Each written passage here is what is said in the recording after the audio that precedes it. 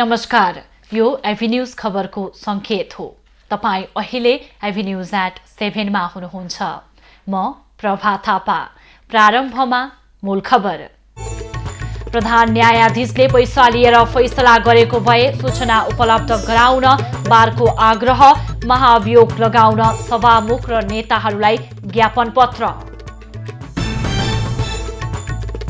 कांग्रेसमा नेता छान्नका लागि दुई पक्षबीच तीव्र प्रतिस्पर्धा।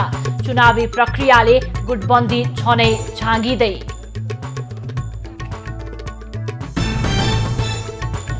महाधिवेशन नजिकिँदै गर्दा एमालेमा नेतृत्वका लागि दौडधुप। नेताहरूले गर्न थाले उम्मेदवारी घोषणा। थापा भन्छन् ओलीको विकल्प छैन। तीनै तहको निर्वाचन एकैपटक गर्न माओवादी अध्यक्ष दाहालको प्रस्ताव। प्रत्यक्ष निर्वाचित कार्यकारीमा जानुपर्नेमा जोड।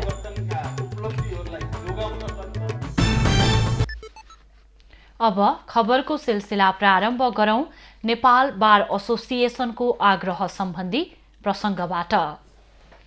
नेपाल बार एसोसिएसनका अध्यक्ष चण्डेश्वर श्रेष्ठले प्रधान न्यायाधीश चोलेन्द्र शमशेर जवराले पैसा लिएर गरेको फैसलाको सूचना भए उपलब्ध गराउन कानून व्यवसायी र सेवाग्राहीलाई आग्रह गरेका छन्। सर्वोच्च अदालत परिसरमा बारले दिएको धरना कार्यक्रममा अध्यक्ष चण्डेश्वर श्रेष्ठले प्रधान न्यायाधीश जवराको नेपाल बारले प्रधान न्यायाधीशले गरेको फैसलाको अध्ययन र संकलन गरिरहेको बताएका छन्। संलग्न भएको जति पनि फैसलाहरू छ जसले गर्दाखेरि विसङ्गति विकृति बिचौलिया भ्रष्टाचार प्राप्त भइराखेको छ ती फैसलाहरू नेपाल बार एसोसिएसनले संकलन गरिराखेको छ, अध्ययन गरिराखेको छ। तपाईहरुसँग भएको, तपाईहरुलाई अन्याय परेको, तपाईहरुसँग अतिरिक्त पैसा लिएको जो फैसलाहरू छन् त्यो फैसलाहरू बारमा दिलाउनको लागि म विनम्र अनुरोध गर्दछु। प्रधान न्यायाधीशको राजीनामा माग गर्दै कानून व्यवसायीले सोमबार पनि सर्वोच्च अदालत परिसरमा नाराबाजी गर्दै धरना दिएका थिए। यसैबीच नेपाल बार एसोसिएसनले सोमबार सभामुख अग्नि सापकोटा लगायत राजनीतिक दलका नेताहरूलाई ज्ञापन पत्र बुझाएको छ। प्रधान न्यायाधीश चोलेन्द्र शमशेर जवरालाई महाभियोग लगाउन र सर्वोच्च अदालतमा जारी आन्दोलन तथा न्यायालय सुदृढीकरणको माग गर्दै बारले ज्ञापन पत्र बुझाएको हो। ज्ञापन पत्रमा बारले प्रधान न्यायाधीश जवरा विरुद्ध आआफ्नो संवैधानिक कानूनी र नैतिक पहल गर्न सभामुख र संसदमा रहेका दलहरूलाई अनुरोध गरेको छ। ज्ञापन पत्र बुझ्दै सभामुख सापकोटाले समस्याको निकास खोज्न आफ्नो विवेक र चेतनाले निर्देशित गरे अनुसार लाग्ने बताएका छन्। औपचारिक रूपमा ध्यानाकर्षण गर्नुभएको छ। तपाईहरुले आफ्नो ठाउँबाट बारको प्राङ्गणबाट र अन्य माध्यमबाट पनि हामीलाई ध्यानाकर्षण गराइ नै राख्नु भएको छ। त्यो समस्या गहिरिँदै जानमा चाहिँ के काम गरिरहेको छ, किन यति धेरै चाहिँ यो लम्बिरहेको छ भन्ने कुरामा मैले अब चिन्ता भन्दा पनि चिन्तनतिर आफूलाई चाहिँ केन्द्रित गरेको छु। यसैगरी राजनीतिक दलका नेताहरूले ज्ञापन पत्र बुझ्दै अदालतमा भएको प्रहरी दमनप्रति दुःख व्यक्त गरेका छन्। उनीहरूले सर्वोच्चमा देखिएको समस्या छिटो समाधान होस् भन्ने चाहेको प्रतिक्रिया दिएका छन्। यसलाई संरक्षण हुनु हुँदैन अनि हाम्रो चाहिँ त्यो मान्यता हो, तर एउटा संयन्त्रले साझा धारणा बनाउन त भनेर हामी अहिले लागिपरेको हुनाले केही ढिला हुन गएको हो। छिटै नै हामी यो संयन्त्रको बैठकमा यो विषयहरू राख्छौँ र राजनीतिक दलहरू जसले देशको राजनीतिक नेतृत्व गर्छन् तिनीहरूले चाहिँ आफू आवश्यक भूमिका खेल्नुपर्छ। त्यसको निम्ति हाम्रो तर्फबाट पहल रहन्छ। यहाँले उठाइराख्नु भएका जुन विषयहरू छन् ती विषयहरू निश्चय पनि स्वाभाविक गम्भीर छन् र यहाँले जुन विषय उठाउनु भएको छ त्यो विषयको लागि यसरी कानुन व्यवसायी साथीहरू नेपाल एसोसिएसन यो ढङ्गले सडकमा आइराख्नु पर्ने स्थिति नभएको भएर हाम्रो तर जे भयो त्यो भइसक्यो। अहिले यिनै अवधारणाहरू चाहिँ पार्टीले प्रकट गरिरहेको अवस्था चाहिँ छ। यिनै कुराहरू म यहाँहरूलाई जानकारी गराउन चाहन्छु र यहाँले दिनुभएको पत्रलाई फेरि पनि भरे चाहिँ अध्यक्षलाई, पार्टी आदरणीय पार्टी अध्यक्ष तथा दलको नेतालाई म भरे पनि फेरि रिपोर्ट गर्नेछु र यो विषयलाई छिटोभन्दा छिटो सम्बोधनको लागि चाहिँ पहल गर्नलाई चाहिँ आग्रह पनि गर्नेछु। भेटमा बारका कानुन व्यवसायीहरूले सर्वोच्चमा जारी आन्दोलन तथा न्याय क्षेत्रका व्यथितिका बारेमा पनि सभामुख समक्ष जानकारी गराएका थिए। नेपाली कांग्रेसको 14औं महाधिवेशन अन्तर्गत 60 जिल्लामा प्रतिनिधि सभा निर्वाचन क्षेत्रको अधिवेशन जारी छ। कतिपय क्षेत्रमा भने आम निर्वाचनकै झल्को दिने गरी उम्मेद्वारहरूबीच प्रतिस्पर्धा भइरहेको छ। कांग्रेसको 14औं महाधिवेशन अन्तर्गत कास्कीका 3वटै निर्वाचन क्षेत्रमा भएको निर्वाचनमा आम निर्वाचनकै झल्को देखिएको छ। सडकदेखि तिनै मतदान स्थलसम्म कांग्रेसका उम्मेद्वार र समर्थकहरूले उम्मेद्वारको पम्पलेट भिरेर मतदाता तथा शुभेच्छुकले भोट मागिरहेको दृश्यले आम निर्वाचनको झल्को दिइरहेको थियो।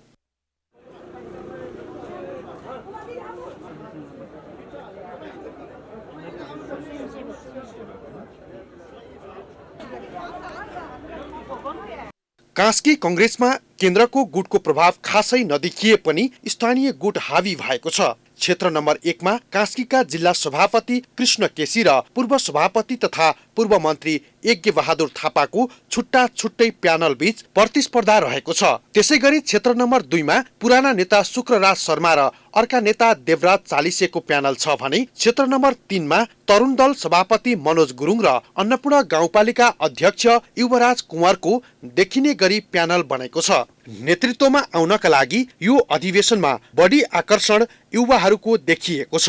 यो चाहिँ मतदाताहरूको मूल्य र मान्यतालाई उनीहरूको आफ्नो विवेक प्रयोग गर्न दियो भने अत्यन्त राम्रो छ। विवेक प्रयोग गर्न दिइएन भनेदेखि यसले पछि असर गर्न सक्छ भन्ने हाम्रो अनुमान छ। पार्टीमा देखिएको यस किसिमको प्रतिस्पर्धा र आकर्षणले पार्टी अझ उन्नत र गतिशील बन्ने कांग्रेसका आमन्त्रित केन्द्रीय सदस्य एवं गण्डकी प्रदेशका भौतिक योजना मन्त्री कुमार खड्काले बताएका छन्। अहिले नेपाली कांग्रेसले आफ्नो विधान परिवर्तन गरेर ठुलो संख्यामा प्रतिनिधित्व गराउने र त्यो प्रतिनिधित्वको बीचमा ठुलो संख्याका बीचमा नेतृत्व चयन प्रक्रियालाई अगाडि बढाउने भनेर जुन उदारता देखायो, त्यसले गर्दाखेरि कैयौँ भूगोलमा फरक भूगोलमा भएका साथीहरूका बीचमा पनि परिचित नहुनाको कारणले गर्दाखेरि आम निर्वाचन जस्तो प्रकृतिको निर्वाचनमा चाहिँ हाम्रो पार्टीको निर्वाचन पनि गएको अनुभूति मलाई भएको छ। कांग्रेसमा देखिएको गुटगत प्रतिस्पर्धा र तामझाम चुनावपछि सकिन्छ कि यसको परिणाम आगामी तिनै तहको निर्वाचनमा पर्ने हो भन्ने सम्बन्धमा भने नेता कार्यकर्ता चिन्तित बनेका छन्। सत्तारूढ दल नेपाली कांग्रेसको 14औं महाधिवेशन अन्तर्गत ओडा तहदेखि संघीय तहको अधिवेशनहरूमा युवा वर्गको उत्साहजनक सहभागिता देखिएको छ। पार्टीमा पुस्तान्तरणको चर्चा चलिरहँदा यसपटक सिन्धुलीमा ओडा तहदेखि माथिल्ला तहका कमिटीहरूमा युवाको उपस्थिति बाक्लो देखिएको छ। सम्मानित दर्शकहरू, हामी सिन्धुली जिल्लाको यो भिमानमा आयोजित नेपाली कांग्रेसको यो 14औं महाधिवेशन अन्तर्गतको यो संघीय क्षेत्रको यो अधिवेशन स्थलमा छौँ। पृष्ठभूमिमा देखिरहेका छौँ यो नेपाली कांग्रेसको 14औं अधिवेशन अन्तर्गत सिन्धुली जिल्लाका वडा तहदेखि पालिका स्तरका अधिवेशनहरू, प्रदेश स्तरका अधिवेशनहरूमा युवा वर्गको उत्साहजनक सहभागिता रहेको छ। यो युवाहरूको कारणले गर्दाखेरि अब आउने 10 वर्षभित्रमा यो देशमा कांग्रेस विचार सहितको कांग्रेस, सुदृढ कांग्रेस र जनताले देखेको, सोचेको र आवश्यक ठानेको जस्तो कांग्रेस निर्माण हुँदैछ। यो अधिवेशन स्थलमा पनि बुढा पुरानाहरूको तुलनामा पछिल्लो समयमा कांग्रेसका विभिन्न तहका अधिवेशनहरूमा युवा वर्गको उत्साहजनक सहभागिता रहेको छ र विगतमा प्रजातन्त्र र लोकतन्त्रप्रति प्रतिबद्ध रहँदै आएको नेपाली कांग्रेसले आगामी दिनमा युवा वर्गलाई नेतृत्व तहमा पुर्याउन सके देशको भाग्य र भविष्य निर्माण हुने युवा वर्गले पनि जनाएका छन्। युवाहरूको जुन नयाँ खालको सोच, नयाँ ढङ्गले जान्छ, त्यसले नयाँ गति दिन्छ। त्यसकारण मलाई लाग्छ तपाईँको चाहिँ अब यो अधिवेशन सम्पूर्ण हुँदै गर्दाखेरि यो नेपाली कांग्रेसले तपाईँको चाहिँ एउटा चाहिँ केन्द्रसम्म चाहिँ नयाँ युवाको उपस्थिति उल्लेख्य हुन्छ। देशलाई समृद्धि र तपाईँको यो चाहिँ रोजगारीको लागि र देशलाई समृद्ध बनाउनको लागि नेपाली कांग्रेसका यो युवाहरूले अब युवा नेतृत्वले, केन्द्रको नेतृत्व, प्रदेशको नेतृत्व र जिल्ला क्षेत्रको नेतृत्व पनि युवाहरूले बढी आउँछन् भन्ने मैले विश्वास लिएको। र निश्चय नै यस्ता अधिवेशनहरूमा युवाहरूले सभ्य र सहनशील भएर नेतृत्व तहमा पुग्नको निम्ति उम्मेदवारी दिने र चुन्न पाउने अधिकार जुन ढङ्गले काङ्ग्रेसको अधिवेशनमा स्थापित गरिएको छ त्यसलाई अनुसरण गर्दै शान्तिपूर्ण ढङ्गले युवाहरूले नेतृत्व चाहिरहेको हामीले देखिरहेका छौँ। शङ्कर कार्की, भिमान सिन्धुली। नेकपा एमालेका नेता रामबहादुर थापाले पार्टीको 10औं महाधिवेशनबाट केपी ओली नेतृत्वको केन्द्रीय कमिटी निर्माण गर्न चाहेको बताएका छन्। पार्टीको 10औं राष्ट्रिय महाधिवेशन मूल व्यवस्थापन कमिटिका संयोजक समेत रहेका नेता थापाले आगामी निर्वाचनमा आफ्नै पार्टी नेतृत्वमा सरकार बनाउने गरी महाधिवेशनबाट ओली नेतृत्वमा सक्षम केन्द्रीय कमिटी निर्माण गरेर अघि बढ्ने बताएका छन्। नेपाल बुद्धिजीवी परिषदले आयोजना गरेको कार्यक्रममा उनले परमादेशबाट बनेको सरकार र सत्तारूढ गठबन्धनलाई विस्थापित गरेर एमाले पुनः राजकीय सत्तामा पुग्न पनि ओली जस्ता समक्ष नेतृत्व पार्टीका लागि आवश्यक रहेको तर्क गरेका छन्।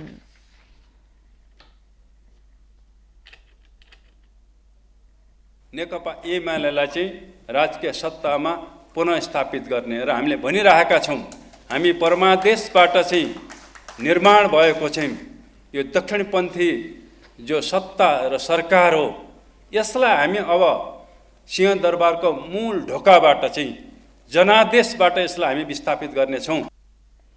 नेता थापाले एमालेको नेतृत्वमा मात्रै मुलुक समृद्ध हुने र नेपाली जनताले सुख पाउने दावी समेत गरेका छन्। उनले स्रोत नखुलेको सम्पत्तिबाट दलाल पुँजीपतिहरूको संरक्षण गर्न लागि परेको सत्तारूढ गठबन्धनबाट मुलुकको समृद्धि सम्भव नभएको पनि आरोप लगाएका छन्। कार्यक्रममा एमालेका नेता शङ्कर पोखरेलले नेपालको समृद्धिको योजना बनाएर अघि बढ्ने ओली मात्रै प्रधानमन्त्री भएको दावी गरेका छन्। नेकपा एकीकृत माओवादीका अध्यक्ष पुष्पकमल दाहालले मुलुकमा प्रत्यक्ष निर्वाचित कार्यकारी प्रणाली आवश्यक रहेको बताएका छन्। चितवनमा आज बिहान आयोजित कार्यक्रममा उनले खर्चिलो निर्वाचन प्रणाली देशले धान्न नसक्ने भन्दै प्रत्यक्ष निर्वाचित कार्यकारीको आवश्यकता औल्याएका हुन्। अध्यक्ष दाहालले प्रत्यक्ष निर्वाचित कार्यकारी प्रणालीको विषय उठाएर जनता आन्दोलनमा उत्रिए सफल हुने दावी गरेका छन्। कम्युनिस्ट आन्दोलन भित्र मात्रै होइन, कम्युनिस्ट आन्दोलन बाहिर पनि एकचोटि फेरि कुन मान्यता स्थापित भएको छ भने माओवादी केन्द्रले मात्रै राष्ट्रलाई एकताबद्ध राख्न सक्छ, माओवादी केन्द्रले मात्रै परिवर्तनलाई का एजेन्डाहरूलाई परिवर्तनका उपलब्धिहरूलाई जोगाउन सक्छ। कम्युनिस्ट आन्दोलन भित्र मात्रै होइन, कम्युनिस्ट आन्दोलन। अध्यक्ष दाहालले सङ्घ, प्रदेश र स्थानीय तहको निर्वाचन एउटै मितिमा गर्नुपर्ने पक्षमा आफू रहेको बताएका छन्। निर्वाचन आयोगसँगको सल्लाहपछि केही दिनमा नै निर्वाचनको विषय टुङ्गो लाग्ने उनको भनाइ छ। परिवर्तनको वाहक माओवादी भएको भन्दै प्रतिगामी तत्त्व अगाडि बढ्दै गए माओवादी फेरि विद्रोहको झण्डा उठाउन तयार रहेको अध्यक्ष दाहालको भनाइ छ। प्रधानमन्त्री, राष्ट्रपति जोसुकै भए पनि राजनीति माओवादी केन्द्रको वरिपरि नै रहेको उनको दावी थियो।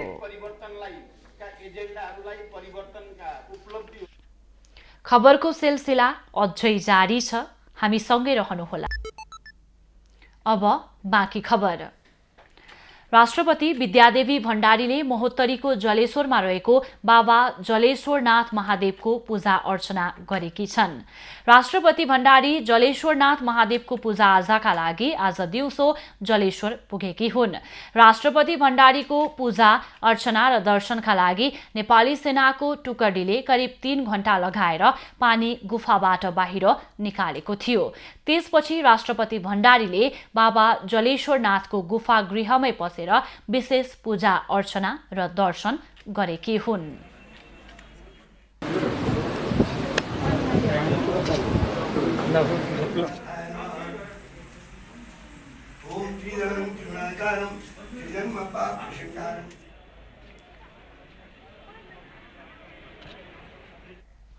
पूजा अर्चना पश्चात राष्ट्रपति भण्डारीलाई जलेश्वर नगरपालिकाका मेयर रामशंकर मिश्रले मायाको चिनो प्रदान गरेका थिए। राष्ट्रपति आगमनमा नागरिक समाज तथा स्थानीयले ठूलो समूहमा स्वागत गरेका थिए। जलेश्वरनाथ महादेवको मूल गुफा जमिनको सतहदेखि 16 सिडी मुनि जमिनभित्र रहेको छ, जहाँ 24 घण्टा जल भरिएको हुन्छ। मन्दिरभित्र करिब 20 फिट मुनि जलमा बास बसेका महादेवको दर्शन गर्न मन्दिरभित्रको जल बाहिर फ्याँकेपछि मात्रै सम्भव हुने गर्दछ। यसैबीच राष्ट्रपति विद्यादेवी भण्डारीले चुरे विनाशका कारणले वर्षेनी कृषि योग्य जमिन मरुभूमिमा परिणत भइरहेको भन्दै चुरे क्षेत्रलाई संरक्षण गर्न आवश्यक रहेको बताएकी छन्।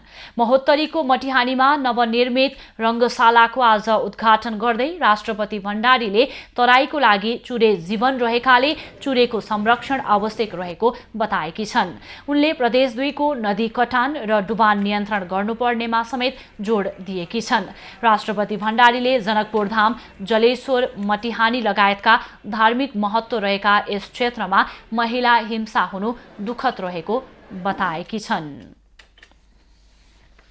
राप्रपाको महाधिवेशन प्रतिनिधिको निर्वाचन आजबाट सुरु भएको छ। महाधिवेशनका लागि देशका 330 वटै प्रदेशसभा निर्वाचन क्षेत्रबाट 2970 प्रतिनिधि छनौट हुन लागेको हो। महाधिवेशन प्रतिनिधि चयनका लागि आजदेखि 3 दिनको समय निर्धारण गरिएको छ। प्रत्येक प्रदेशसभा निर्वाचन क्षेत्रबाट 9 जना प्रतिनिधि चयन गर्नेछ। 3 खस आर्य, 3 महिला, 1 जनजाति, 1 दलित, 1 अल्पसंख्यक, मुस्लिम, थारू लगायत गरी 9 जना निर्वाचित गर्नेछ। यसअघि गाउँपालिका, नगरपालिका, प्रदेश निर्वाचन क्षेत्र, संघीय निर्वाचन क्षेत्र, जिल्ला र प्रदेशको अधिवेशनबाट निर्वाचित अध्यक्षहरू पदेन महाधिवेशन प्रतिनिधि चयन भइसकेका छन्। राप्रपाको महाधिवेशनमा 4500 महाधिवेशन प्रतिनिधि चयन हुनेछन्। मङ्सिर 15 देखि 17 गतेसम्म काठमाडौँमा हुने महाधिवेशनका लागि राप्रपाले प्रतिनिधि चयन गर्न लागेको हो। यसैबीच राप्रपाको आगामी मङ्सिर 15 देखि 17 गते हुने एकता महाधिवेशनमा प्रतिनिधि सभा सदस्य तथा नेता राजेन्द्र लिङदेनले अध्यक्षमा उम्मेदवारी दिने भएका छन्। यसअघि अध्यक्षमा दावेदारी प्रस्तुत गर्दै आएका धवल शमशेर राणा समेतको समर्थनमा लिङदेनले अध्यक्षमा उम्मेदवारी दिन लागेका हुन्। युवा पुस्ताले नेतृत्व हातमा लिनुपर्ने पक्षमा रहेका दुवै नेताबीच यो महाधिवेशनबाट सहकार्य हुन लागेको हो। लिङदेनले मङ्सिर 9 गते प्यानल सहित अध्यक्षमा उम्मेदवारी घोषणा गर्ने तयारी गरेको बताइएको छ। लिङदेनको टिममा राणा महामन्त्रीको उम्मेद्वार बन्ने निश्चित भएको छ। राप्रपामा कमल थापा, पशुपति शमशेर राणा र डाक्टर प्रकाश चन्द्र लोहनी पनि अध्यक्षको आकांक्षी रहेका छन्। जनकपुर धाम उपमहानगरपालिकाका वडा अध्यक्ष र सदस्यहरू आन्दोलनमा उत्रिएका छन्। पटक पटक आग्रह गर्दा पनि मेयरले नगरको सरसफाईमा चासो नदेखाएको भन्दै उनीहरू आन्दोलनमा उत्रिएका हुन्। उनीहरूले उपमहानगरपालिकाको मूल गेट र मेयर लालकिशोर शाहको कार्यकक्षमा तालाबन्दी समेत गरेका छन्।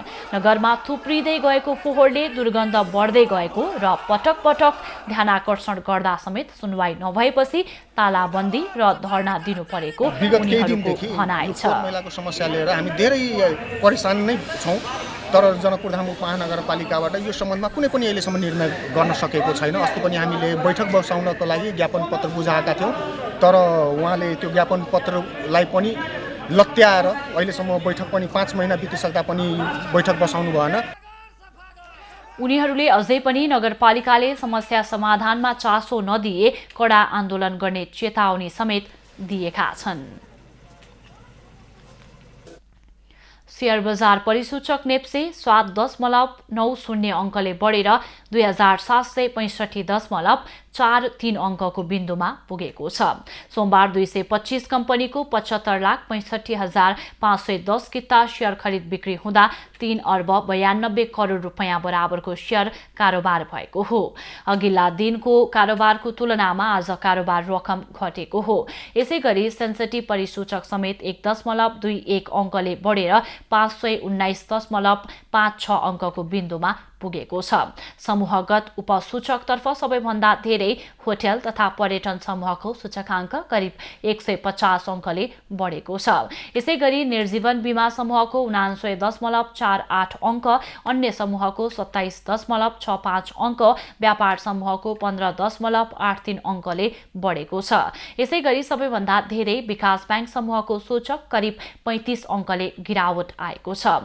आज कारोबार भएका कम्पनी मध्ये सबैभन्दा धेरै मानुषी लघुवित्त वित्तीय संस्थाका लगानीकर्ताले 10% र चन्द्रागिरी हिल्सका लगानीकर्ताले 9.75% कमाएका छन्। पछिल्लो समय बजार भाउ यति महँगिएको छ कि तपाईले झोलाभरि पैसा बोकेर जाँदा पनि तपाईले आफ्नो आवश्यकताका थोरै सामान मात्र खरिद गर्न सक्नुहुन्छ। तर काठमाडौँको सामाखुसी टाउन प्लानिङ र नेपालटारमा एउटा यस्तो पसल छ जहाँ 10 रुपैयाँदेखि 250 सम्ममा लत्ता कपडादेखि घरायसी सामान किन्न पाइन्छन्। तपाईले बजारमा गएर कहिले 10 रुपैयाँमा लत्ता कपडा किन्नु भएको छ?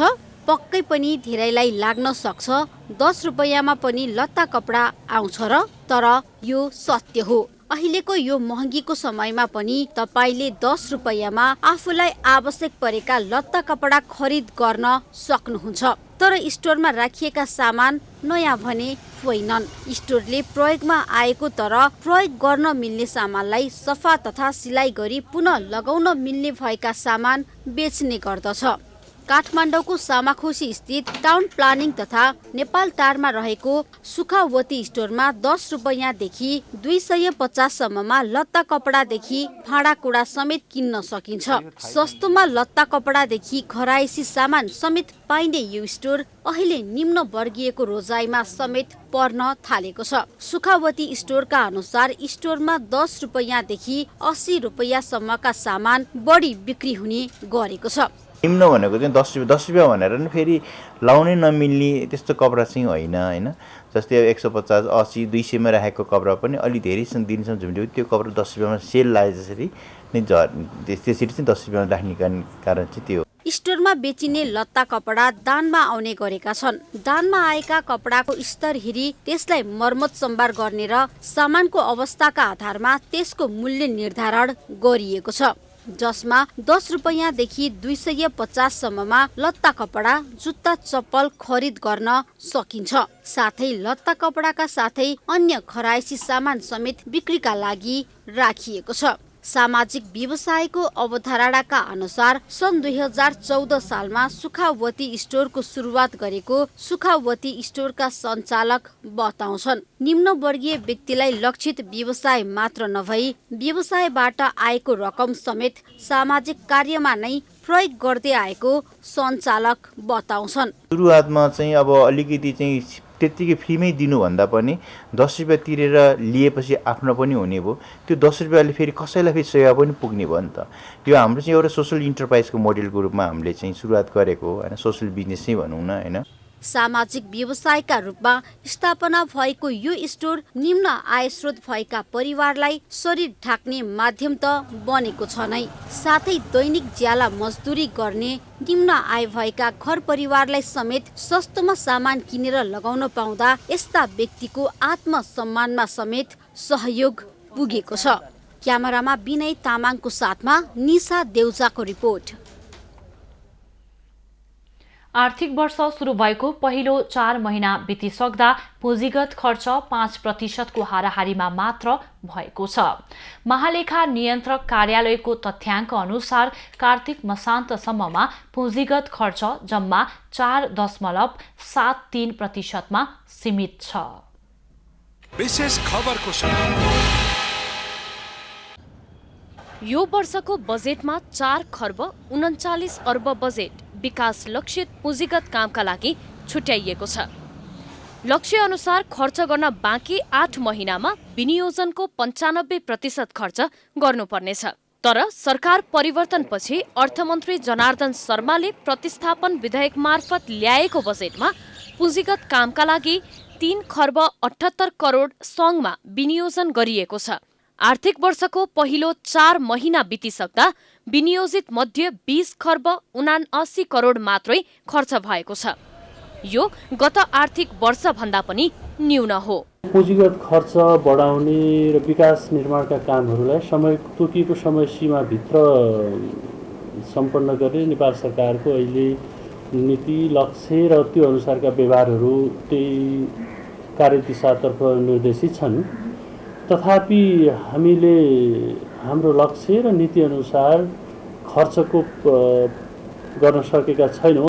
गत वर्ष कार्तिकसम्ममा विनियोजनको 8.34% खर्च भएको थियो। महालेखा अनुसार पहिलो 4 महिनामा कुल बजेट विनियोजनको 17.61% खर्च भएको छ। यो वर्ष 16 खर्ब 32 अर्बको बजेट प्रस्तुत गरिएको थियो। 10 खर्ब 3 अर्ब चालु बजेट विनियोजन मध्ये कार्तिक मसान्तसम्ममा रु 2 खर्ब 33 अर्ब अर्थात् 23.26% खर्च भएको छ।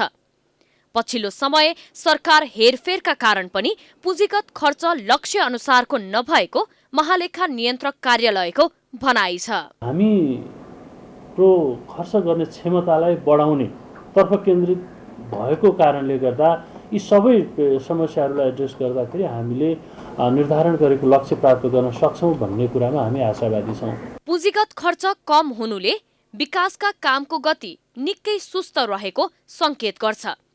त्यस्ता संरचना निर्माणबाट मानिसहरूले आफ्नो क्षमता विकास र आय आर्जन वृद्धि गर्न सक्छन्। यसबाट मानिसहरूको आम्दानी वृद्धि भई सरकारको राजस्व समेत वृद्धि हुन्छ भन्ने मान्यता राखिन्छ। अर्थमन्त्री शर्माले विकास निर्माणका कामलाई गति दिन पुँजीगत खर्च बढाउन निर्देशन दिँदै आएका छन्। तर पुँजीगत खर्च भने झन ओह्रालो लागेको छ। सृष्टि पराजुली, काठमाडौँ।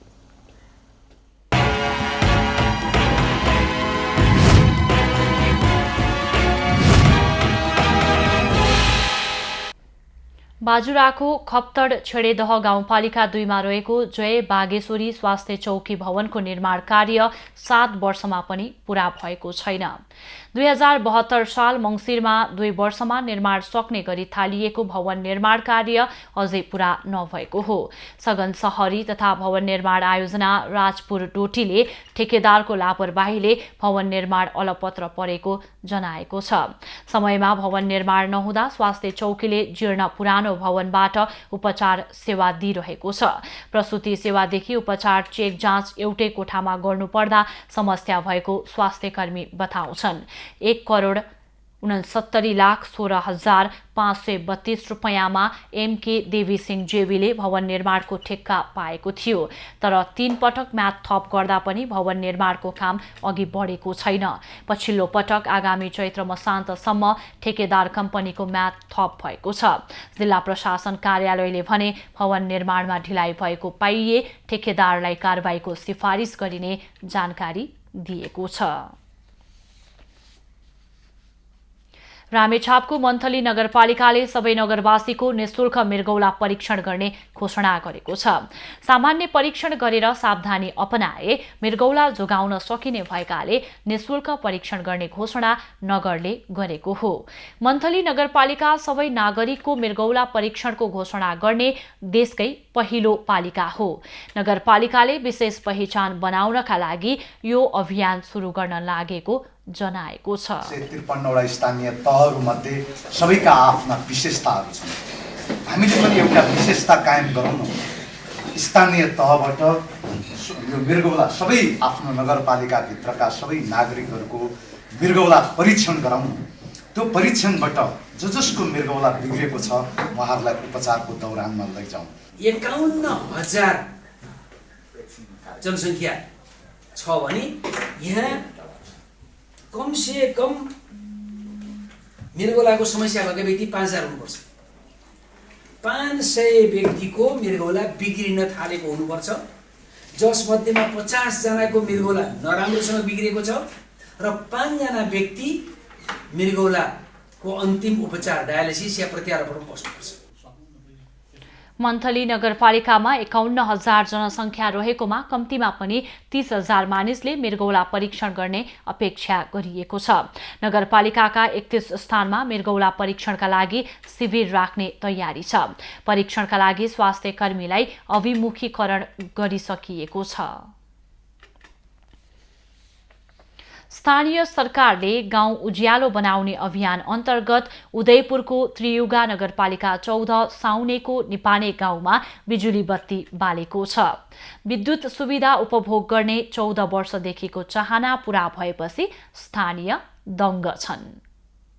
उदयपुरको त्रियुगा नगरपालिका 14 साउनेको निपाने गाउँमा स्थानीय तहको पहलमा विद्युतीकरण भएको छ। वर्षौंको प्रयासपछि गाउँका बालबालिकाले उज्यालोमा पढ्न पाउने भएका र गृहिणीहरूले उज्यालोमा काम गर्न पाउने भएका छन्। खाना बनाउने, बत्ती बाल्ने, मेसिन फर्निचरहरू चलाउने, मोबाइल चार्ज गर्ने, सबै कुरा गर्ने।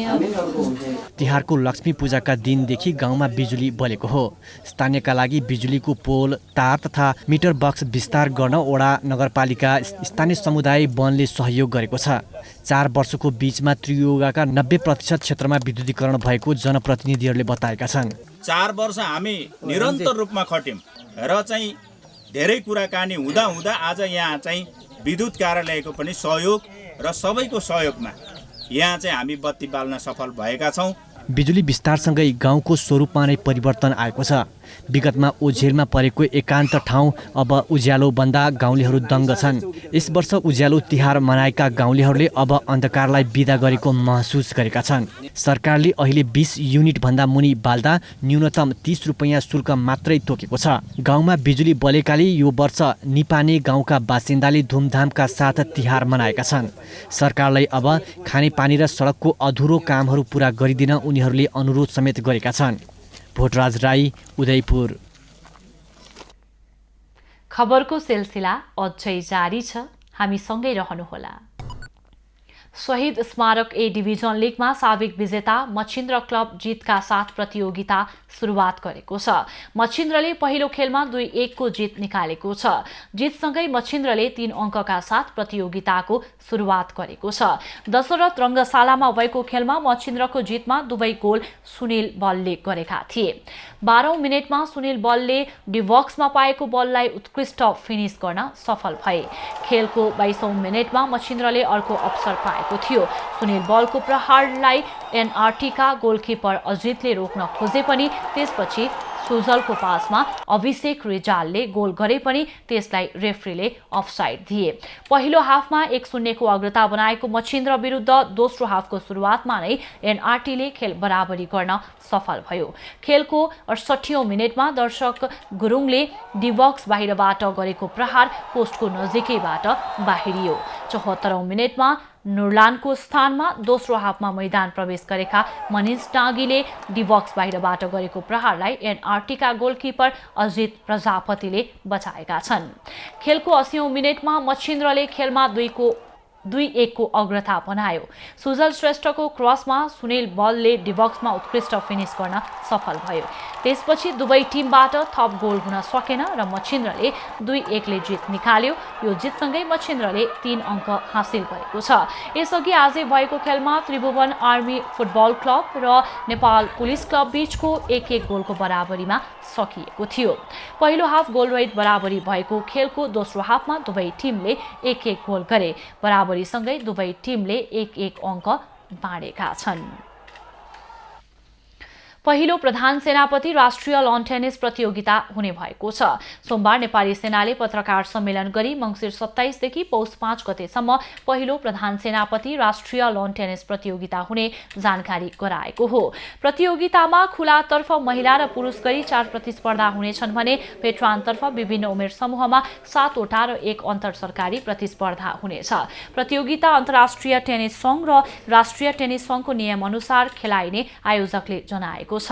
प्रतियोगिताका सबै खेलहरू आर्मी अफिसर्स क्लबको 2 वटा कोर्ट र दशरथ रङ्गशालामा रहेका 2 वटा कोर्टमा सञ्चालन हुनेछन्। प्रतियोगिताका सम्पूर्ण खेलहरू कोभिड-19 को जोखिमलाई मध्यनजर गर्दै स्वास्थ्यका मापदण्डलाई पूर्ण पालना गरेर खेलाइने नेपाली सेनाले जनाएको छ। प्रतियोगितामा सहभागी खेलाडीहरूले कोरोना विरुद्धको खोप लगाएको हुनुपर्नेछ। खुलातर्फ विजयी एकल पुरुष र महिलाले समान 50-50 हजार रुपैयाँ धनराशिको पुरस्कार पाउनेछन् भने डबल महिला र पुरुषतर्फ 40 हजार रुपैयाँ पुरस्कार राखिएको छ। त्यस्तै भेटरानतर्फ एकलले 30 हजार रुपैयाँ, डबलले 25 हजार रुपैयाँ र अन्तर सरकारी तर्फको विजेतालाई 25 हजार रुपैयाँ प्रदान गरिनेछ। अब पालो एभिन्यूज@ मौसमको। एभिन्यूज@ मौसमको साथमा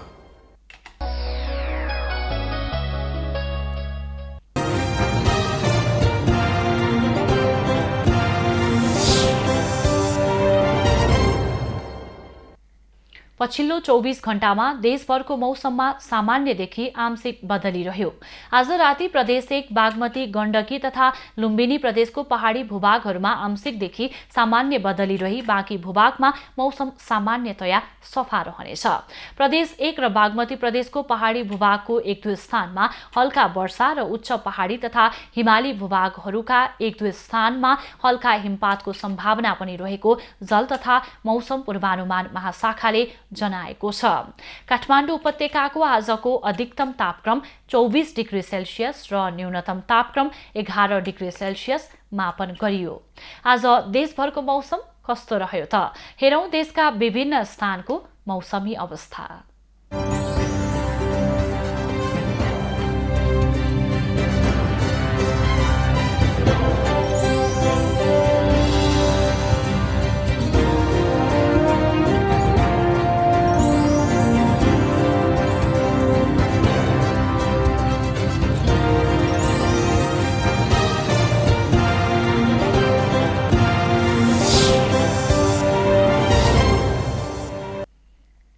अहिलेलाई खबरको क्रम यति नै। एभिन्यूज खबरका यी सहित अन्य विस्तृत खबरका लागि www.avenews.tv लगअन गर्न सक्नुहुनेछ। युट्युब, फेसबुक र ट्विटरमा पनि हामीलाई फलो गर्न सकिनेछ। खबरभित्रको खबरका लागि हेर्दै रहनुहोला एभिन्यूज खबर। नमस्कार।